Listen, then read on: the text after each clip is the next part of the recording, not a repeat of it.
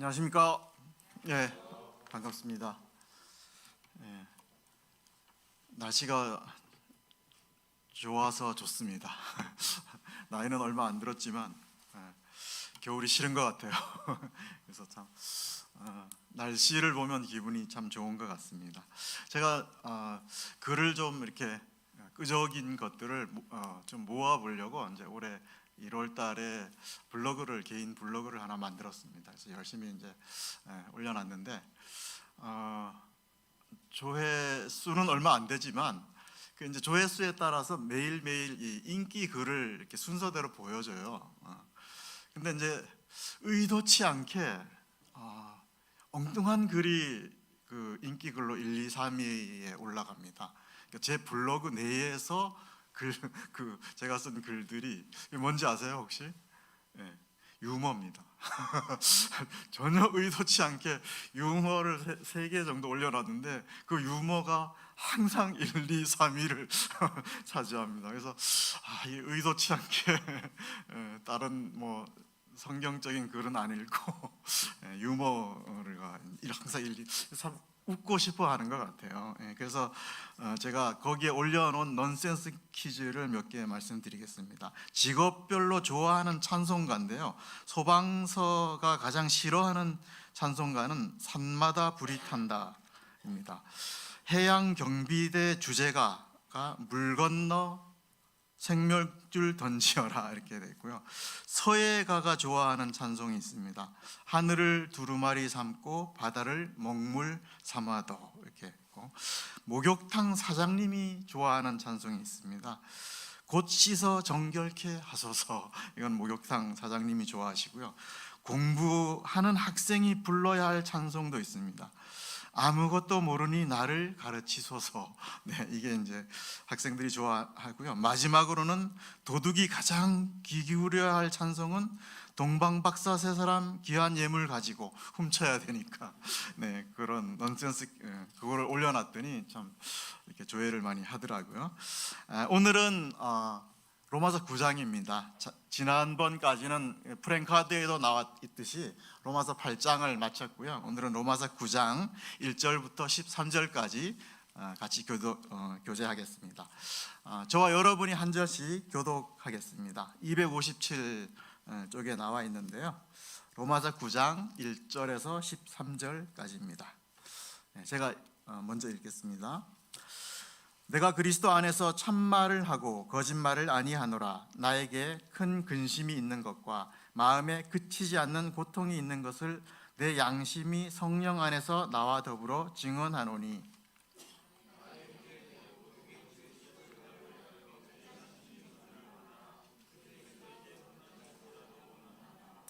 그들은 이스라엘 사람이라. 그들에게는 양자됨과 영광과 언약들과 율법을 세우신 것과 예배와 약속들이 있고,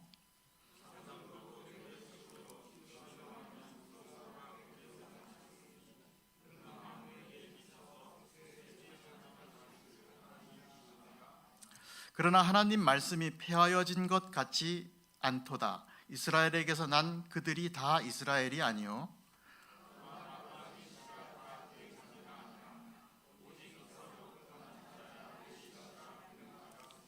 곧 육신의 자녀가 하나님의 자녀가 아니요 오직 약속의 자녀가 씨로 여기심을 받느니라.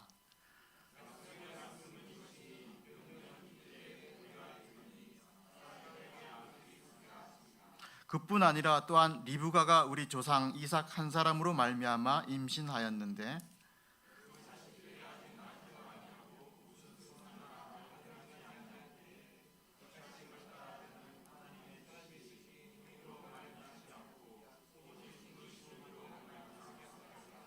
리브가에게 이르시되 큰 자가 어린 자를 섬기리라 하셨나니,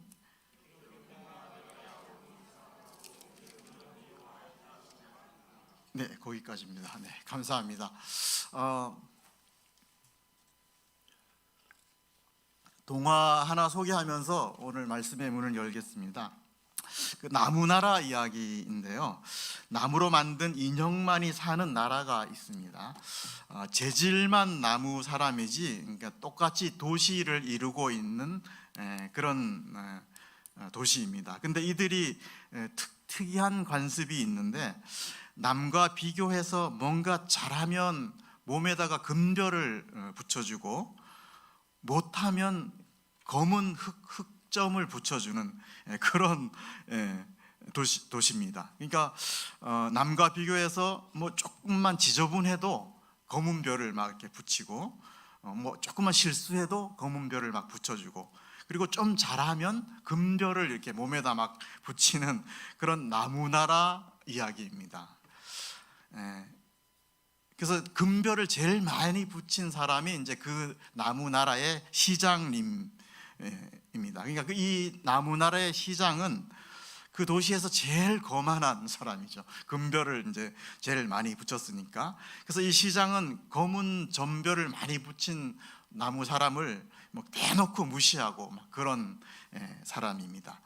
근데 이제 그와는 반대로 온통 검은 점별만 붙인 그런 나무 사람이 있는데, 그의 이름이 펀치넬로라는 그런 사람입니다. 그러니까 펀치넬로는 가장 하층민이죠. 어떻게 보면 그 나무 나라의 이제 루저라고 이제 할 수가 있는데, 그래서 온통 검은 별만 붙이고 사는 이 펀치넬로는 항상 기죽고 주눅 들어 사는 그런 나무나라 사람이었습니다. 근데 이제 그가 금별과 점별을 하나도 안 붙인 어떤 친구를 만나요. 그래서 그 친구가 소개해준 그 목수한테 이제 가게 되면 그렇게 점별과 금별을 안 붙여도 잘 살 수 있는 비결을 알려준다, 그렇게 이제 안내를 합니다. 그래서 이 펀치넬로는 그 목수, 그 마을의 언덕 위에 사는 목수를 찾아갑니다. 그래서 이제 목수는 이제 굉장히 거인이에요. 그래서 이 펀치넬로를 손에다 이렇게 올려놓을 수 있는 그 펀치넬로를 만든 그런 이제 목수인데, 그 목수가 어떤 얘기를 해주냐면, 첫째는 나는 너를 만들 때 아주 특별하게 너를 만들었다. 그걸 알아라. 다른 사람과 비교할 필요도 없이 이 세상에 무일한 존재로 나는 펀치넬로 너를 만들었다. 그걸 먼저 알아야 하고, 그 다음에 두 번째는 남과 비교해서 뭔가 금별과 점별을 중요하게 여기는 사람에게만 그게 달라붙는다.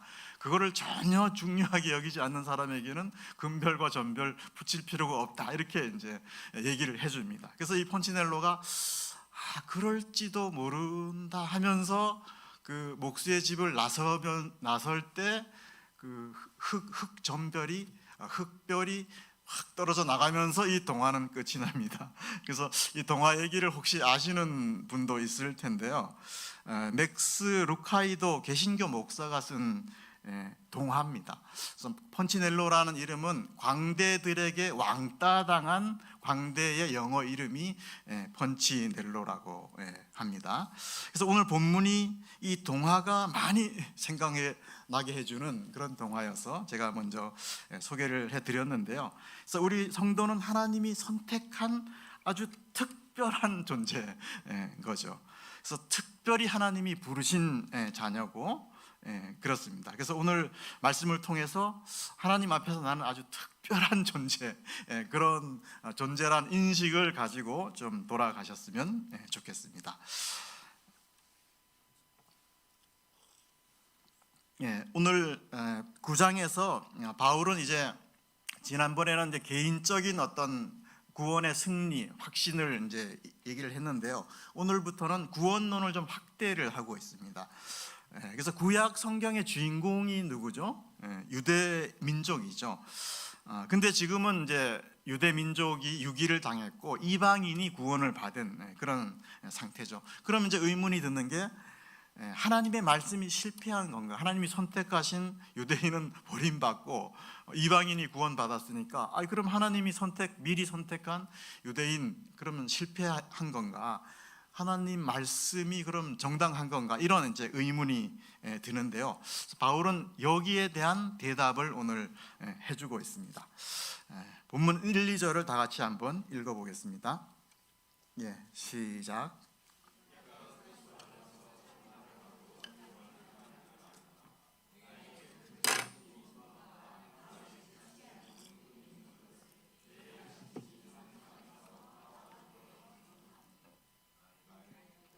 예, 네, 감사합니다. 예, 바울은 지금부터 내가 하는 말이 참말이다, 거짓말이 아니다 하고 시작을 하고 있죠. 그러니까 말하는 사람, 화자의 신뢰성을 갖도록 먼저 전제를 하고 있습니다. 뭐 연쇄살인범이 나와서 이제부터 내 말은 참말입니다 이렇게 하면 말의 신뢰성이 없잖아요. 그래서 먼저 자기 말에 신뢰감을 갖도록 도와주는 그런 말을 먼저 하죠. 그래서 이런 신뢰감을 가질 수 있는 게 그리스도 안에서 내가 말하기 때문에 신뢰할 수 있다 이렇게 얘기를 하고 있습니다. 그러니까 그리스도 안에 있다는 것은 그리스도의 면전에서 내가 말한다 그런 의미입니다. 예수님이 많이 보고 있기 때문에 내 말이 참말이다 이렇게 얘기를 하고 있죠. 내가 어느 안전이라고 내가 거짓말을 하냐 이런 우리 말 쓰잖아요. 그런 뉘앙스입니다, 본문은. 그리고 바울은 마음에 그치지 않는 고통이 있다 이렇게 고백을 하고 있죠.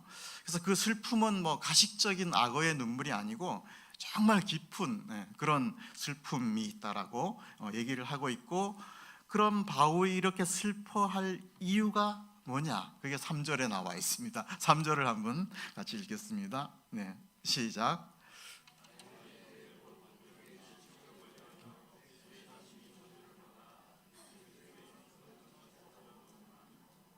예, 감사합니다. 한마디로 바울은 자기 동족이 구원받지 못한 슬픔을 이제 가지고 있는 거죠. 그러니까 동족의 구원의 열망이 얼마나 컸으면 자기가 저주를 받아서 그리스도에게 끊어질지라도 좋다 이렇게 얘기를 하고 있죠.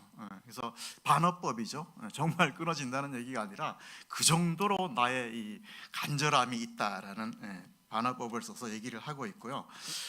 유대 동족은 이제 이방인의 사도가 된 사도 바울을 사사건건 반대를 했죠. 그래서 정말 개처럼 바울이 가는 곳마다 따라다니면서 이제 물고 늘어졌죠. 동족인데도 불구하고. 그래서 심지어는 바울이 예루살렘에 방문할 때 40명의 특공대를 조직해서 바울을 죽이려고까지 이제 했었죠.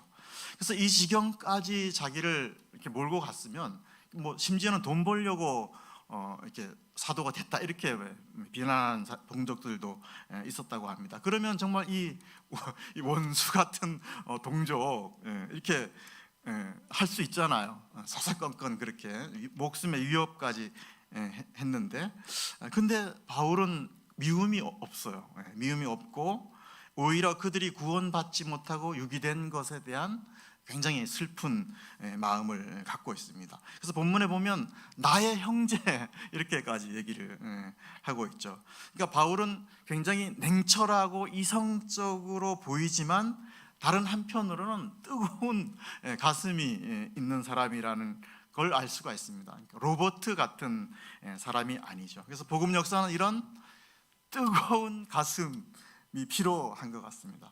뜨거운 형제가 는 아무리 강조해도 지나치지 않는 거죠. 그래서 우리가 교회가 사랑이 넘치면 뭐 따로 전도할 필요가 없을 것 같아요. 사람들이 온다고 생각이 듭니다. 그리고 본문에서는 나는 끊어져도 동족은 살리겠다 이렇게 하고 있죠. 그래서 이런 마음이 진심인 게 양심이 성령 안에서 나와 더불어 증언한다 이렇게 이제 얘기를 하고 있죠. 그래서 나는 끊어져도 동족은 살린다 이게 복음 정신이죠. 나는 죽고 너를 살리는 이런 자세가 복음 정신이죠. 바울은 사실 굉장히 바리새인 중에 바리새인이었고 또 베냐민 지파 출신이었고 또 율법주의자였고 정말 유대인의 사도가 체질에 맞는 사람이죠. 어떻게 보면 이방인의 사도는 체질에 안 맞아요. 전혀 안 맞는 그런 사람입니다. 유대인의 사도가 이제 체질에 맞는 거죠. 근데 바울은 자기의 그런 체질을 부인하고 이방인의 사도가 된 거죠. 그러니까 자기의 기호와 자기의 입맛에는 안 맞았지만 성령의 뜻에 순종해서 이방인의 사도가 됐다고 볼 수 있습니다. 그래서 본문에 바울은 성령 안에서 이런 표현은 항상 이런 체질에 안 맞더라도 성령께서 하시면 이렇게 이방인의 사도가 되는 그런 모습이 있습니다. 그래서 본문에 성령 안에는 이런 의미가 담겨 있다고 할 수가 있습니다.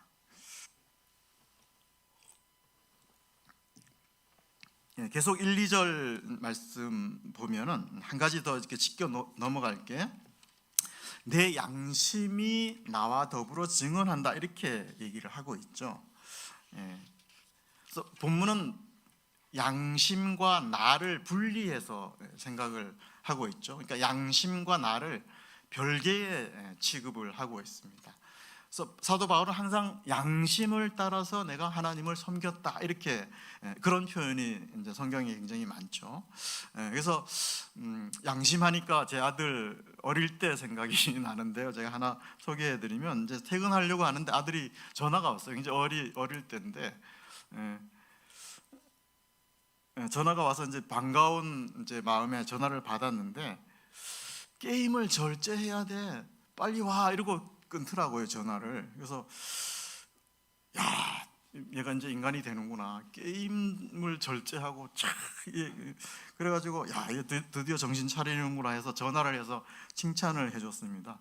근데 게임 절제가 아니고 제 카드로 게임을 결제해야 되니까 빨리 오라고, 게임 캐릭터 결제해야 되니까 빨리 오라고. 그래서 제가 칭찬을 하니까 금방 양심 고백을 하더라고요. 절제가 아니고 결제해야 된다고. 아이들은 참 양심적인데 이게 어른이 되어가면서 양심이 좀 무뎌지는 것 같습니다. 그래서 양심은 내 안에서 너를 감시하는 역할, 독립적인 기관이라고 할 수 있습니다. 그래서 우리는 항상 양심의 소리를 들어야 하고 양심이 괴로워하는 일은 하지 말아야 되는 거죠. 그래서 양심은 정말 내면의 화살과 같은 거죠.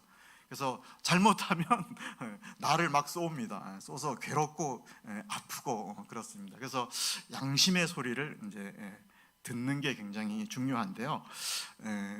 양심의 소리를 자꾸 외면하다 보면 그러면 굉장히 무뎌지는 거죠. 그래서 양심에 화인 맞았다 뭐 이런 뜻도 쓰이는데요.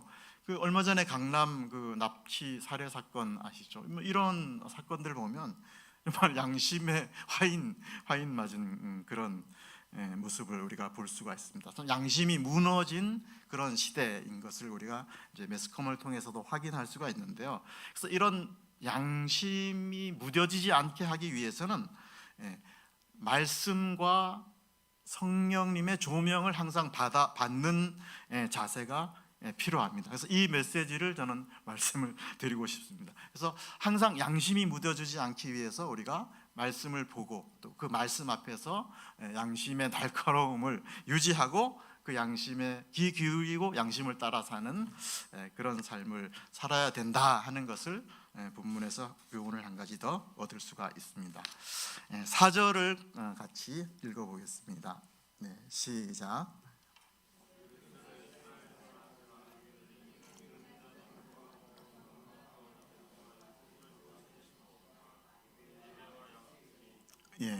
제 5절은 제가 읽겠습니다. 조상들도 그들의 것이요 육신으로 하면 그리스도가 그들에게서 나셨으니 그는 만물 위에 계셔서 세세의 찬양을 받으실 하나님이시라. 아멘. 본문은 바울이 동족들이 가졌던 특권들을 나열을 하고 있습니다. 뭐 내용을 보면 하나하나가 다 이제 특별한 내용이죠.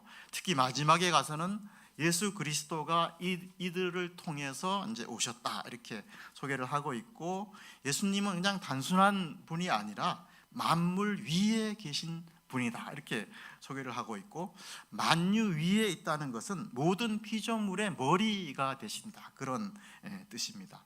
그래서 사도 바울은 어떻게 보면 냉철한 사람 같은데 이렇게 예수님의 이름만 나오면 중간에서 이렇게 성령 찬송을 갑자기 하고 있어요. 그래서 글의 흐름을 무시하고 예수님의 이름이 나오니까 그냥 예수님을 높이고 이렇게 아멘 하고 이렇게 찬송하는 그런 모습이 있습니다. 예수님만 나오면 가슴이 벅차는, 감정을 주체 못하는 바울의 모습을 본문을 통해서 알 수가 있습니다. 4절의 특권들을 보면 양자는 이제 우리가 현재의 양자의 개념은 아니에요.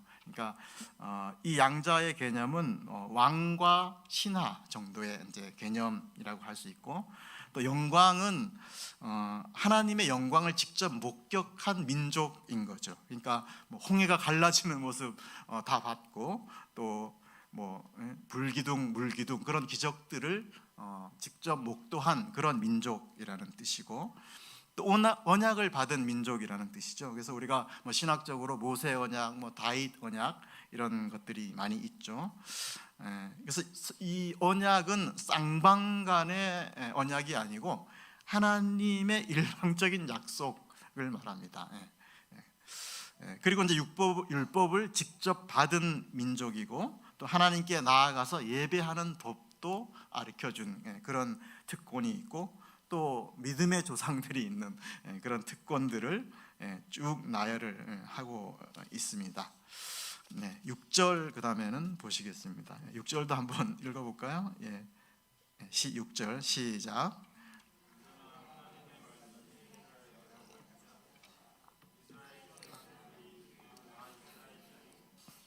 네, 감사합니다. 바울은 이제 이스라엘의 특권을 나열하고 나서 다소 충격적인 발언을 하고 있습니다. 이스라엘에게서 난 그들이 다 이스라엘이 아니다, 이렇게 얘기를 하고 있죠. 뭔 뜻이죠? 이스라엘, 우리 초당에 가면 순두부 마을이 있잖아요. 원조 항상 따지잖아요. 참 원조 순두부집, 참 순두부집 이렇게 따지잖아요. 그러니까 그렇게 따지듯이 이스라엘도 어쩐 원조, 참 이스라엘이 있다, 이렇게 발언을 하고 있고, 그래서 그 참 이스라엘이 있기 때문에 아까 처음에도 말씀드렸듯이 하나님의 말씀은 패하여진 게 아니다, 하나님의 말씀은 실패하지 않았다, 그런 주장을 펴고 있습니다. 본문에 패하여졌다는 것은 영어로 non-effect로 나와 있습니다. 효과가 없다, 그런 뜻인데요. 이거는 이제 이스라엘의 현재의 조건과 상태와 상관이 없이 하나님의 목적과 의도는 실패하지 않았다, 그런 뜻이 있습니다. 그래서 그 실패하지 않은 이유를 지금 이제 두 가지를 예를 들고 있습니다. 그래서 참 이스라엘, 원조 이스라엘은 하나님이 약속하고 부르신 자만 참 이스라엘이다, 그런 주장을 펴고 있고, 그 첫째 증거로는 이스마엘과 이삭을 예로 들고 있죠. 그래서 이제 7절부터 9절까지가 이제 이삭과 이스마엘의 예인데요. 7, 8절을 한번 읽으시면 제가 9절을 읽겠습니다. 시작.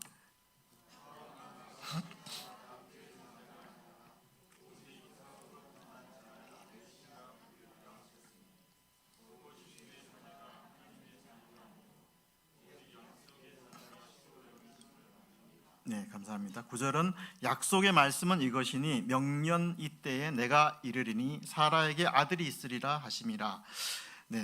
이삭과 이스마엘의 탄생은 말씀 안 드려도 여러분 다 잘 아시는 내용이죠. 그러니까 이스마엘은 하나님의 뜻과 무관하게 아브라함과 사라의 합작품이죠. 그러나 이삭은 하나님의 초자연적인 개입으로 난 자녀 거죠. 그래서 본문 9절을 보면 명년 이때에 내가 이르리니 사라에게 아들이 있으리라, 이렇게 하나님이 약속을 하셨죠. 명년은 뭐죠? 명년은 다음 해죠. 내년을 말합니다. 1년 후에 아들을 낳는다고 그렇게 하셨죠.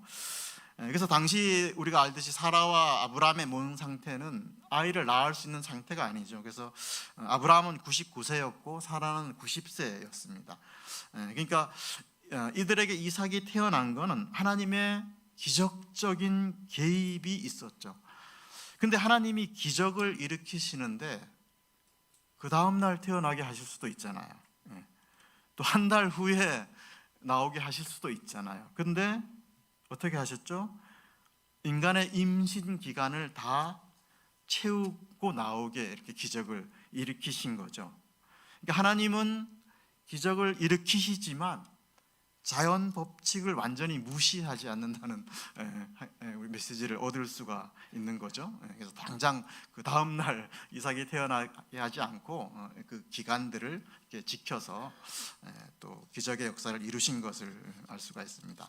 그리고 본문 8절에는 오직 약속의 자녀가 씨로 여기심을 받느니라 하고 있죠.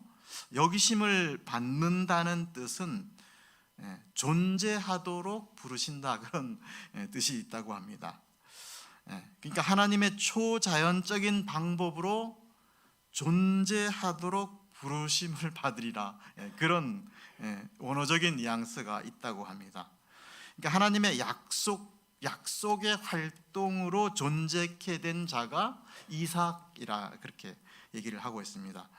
그러니까 약속의 백성이 아니면 소용이 없다는 그런 뜻이죠. 그러니까 뭐 쉽게 말하면 혈통이 중요하지 않다는 거죠. 그래서 이스라엘 민족과 완전히 반대되는 입장이죠. 이스라엘 민족은 아브라함의 후손이면 무조건 나는 자동 구원이다, 이렇게 생각을 하고 있는데 그게 아니라는 거죠. 그게 아니고, 그래서 이걸 오늘날도 적용해 보면 나는 기독교 국가에서 태어났으니까 자동 구원이다, 뭐 이렇게 생각할 수도 있고, 또 나는 뭐 모태 신앙이다, 믿는 부모 밑에서 태어났으니까 뭐 자동 구원이다, 이렇게 생각할 수도 있고, 뭐 3만 명 대형 교회에 내가 소속이니까 나는 자동으로 구원받는다, 이렇게 쉽게 생각할 수도 있죠. 근데 아니라는 거죠. 또 어떤 침례라는 형식만 거쳐도 자동 구원이다, 이렇게 또 생각할 수도 있는데 그런 거는 아니라는 교훈을 또 받을 수가 있습니다. 그러니까 이삭과 이스마엘은 혈통의 이제 차이가 없는 거죠. 똑같이 아브라함이 아버지인데 약속만으로 존재케 된 사람이 이삭이고, 그래서 하나님은 신령하고 언약적인 의미가 담긴 자녀만이 참 이스라엘이라 이렇게 주장을 하고 있습니다. 그러니까 약속 우선의 법칙, 선택 우선의 법칙이 적용된 자라야만 참 이스라엘이라 이렇게 말씀을 하고 있습니다. 그래서 우리도 보면, 영적으로 보면 이런 탄생 과정을 거친 제2의 이삭들인 거죠. 그래서 우리는 신령한 출생을 한 사람들입니다. 위로부터 거듭난 위로부터 초자연적인 새 생명을 주셔서 존재하게 된 자들이죠, 우리가. 이해가시죠? 그래서 특별한 존재라, You are special, 그런 뜻입니다. 그리고 바울은 이제 우리가 특별하단 두 번째 예를 이제 하나 더 들고 있는데요. 우리가 잘 아는 에서와 야곱입니다. 본문도 10절, 11절을 읽어주시면 제가 그 다음 절을 읽고 정리를 해보겠습니다. 10절, 11절 시작.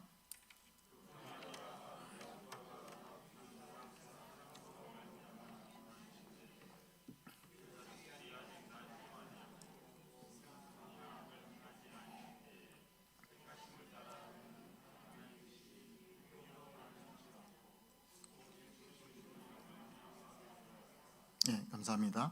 리브가에게 이르시되 큰 자가 어린 자를 섬기리라 하셨나니 기록된 바 내가 야곱은 사랑하고 에서는 미웠다 하신가 같으니, 마지막 절에 야곱은 사랑하고 에서는 미워했다, 이런 뜻은 어떤 뭐 싫어하고 그런 감정 표현은 아니라고 합니다. 그러니까 우선 순위의 표현을 이렇게 표현한 것입니다. 그러니까 뭐 바울의 마음에 막 미움이 있어서 그런 건 아니고 택했다, 택하지 않았다, 그런 의미로, 단순한 의미로 이해를 하시면 되겠습니다.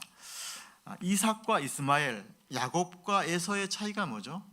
이름이 두 자인데 이스마엘만 네 자는 아니죠. 그러니까 엄마가 차이가 있는 거예요. 엄마가. 야곱과 에서는 엄마가 같고 그 둘은 엄마가 다르죠.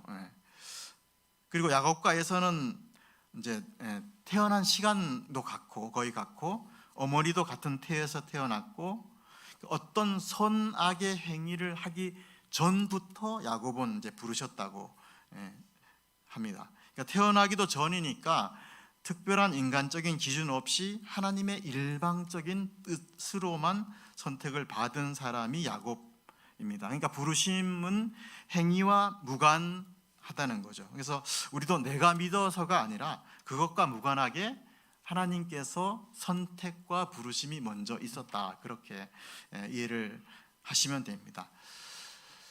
그러면 하나님이 왜 이런 방법을 쓰시는가? 왜 어떤 행위도 하기도 전에 태어나서 뭐 잘못한 것도 없고 아무것도 없는데 왜 이런 방식을 꼭 쓰시는가? 그런 의문이 들죠.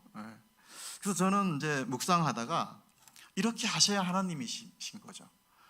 이렇게 할 수밖에 없는 분은 하나님밖에 없다. 그래서 하나님이시다는 묵상이 됐고요. 그러니까 하나님은 도저히 인간이 할 수 없는 방식으로 일하시는 분이기 때문에 하나님이신 거죠. 그래서 무에서 유를 창조하시고 죽은 자를 살려내는 방식으로 일을 하시는 분이십니다. 그러니까 하나님은 우리가 존재하기도 전에 태초부터 우리를 선택하시고 부르시고 그리고 태어나서 믿음도 선물로 주셔서 구원하는 방식으로 우리를 구원하셨다는 거죠. 그러니까 이렇게 하실 수 있는 분은 오로지 주권자, 전능자 하나님만이 할 수 있는 방식이다. 저는 이렇게 이해가 됐습니다. 그래서 이런 방식을 쓰셔야만 하나님의 말씀은 실패가 없다는 게 증명이 되는 거죠. 하나님의 목적과 계획이 폐하여지지 않고 영원히 지속될 수 있는 방식이 유일하게 이 방식밖에 없었다. 저는 이렇게 이해를 했습니다. 그래서 사람이 태어나서 잘하나 못하나 지켜보다가 잘하면 구원하고 못하면 뭐 유기하고 이러면 구원이 인간의 자랑거리가 될 수밖에 없는 거죠. 그러면 하나님의 일방적인 은혜가 훼손이 될 수밖에 없습니다. 그래서 이렇게 미리 선택하고 부르실 수밖에 없었다. 저는 이렇게 이해를 했는데 어떻게 이해가 되십니까? 그렇게 결론을 냈고요. 그러면 이제 이런 의문이 들죠. 하나님이 다 알아서 미리 하셨으니까 누구는 선택할 걸 미리 다 정했으니까 우리는 이제 놀고 먹어도 된다, 이런 생각 꼭 하시죠. 이렇게 꼭 삐딱서를 다시는 분이 있는데 누구를 선택했는지 누구를 부르셨는지 우리는 아무도 모릅니다. 그러니까 복음을 전해야 되고요. 또 하나님의 구원 역사는 우리의 손과 발과 입을 통해서 도구로 사용하시기 때문에 가만히 있으면 안 된다고 할 수 있습니다. 결론적으로 우리도 이삭과 야곱과 같이 약속과 부르심에 의해서 존재케 된 자들입니다. 태초부터 시작된 하나님의 사랑을 받은 사람들입니다. 골로새서 3장 12절은 그러므로 너희는 하나님의 택하신 거룩하고 사랑하신 자라고 정의를 하고 있습니다. 그래서 결론적으로 우리 성도들은 특별한 자들입니다. 펀치넬로 같이 비교 우위로 주눅들 필요가 없다, 이렇게 말씀드릴 수 있습니다. 혈통이 아니라 하나님의 선택으로 구원하셨기 때문에 복음이 우리 이방인들에게까지 올 수 있었다, 이렇게 말씀드리면서 제 말씀은 여기서 마치도록 하겠습니다. 기도하고 마치겠습니다. 아버지 하나님, 하나님께서 택하시고 또 부르신 강릉 명지로교회 귀한 성도들과 함께 또 로마서 9장 말씀 교제를 나눌 수 있게 하여 주셔서 감사를 드립니다. 우리를 특별하게 구별하시고 또 늘 함께 하시는 은혜에 감사를 드립니다. 남과 비교하지 않고 그리스도 예수님 안에서 당당하게 살아가는 자들로 인도하여 주시옵소서. 귀한 시간을 감사드리오며 예수 그리스도의 이름으로 기도하였습니다. 아멘. 네, 감사합니다.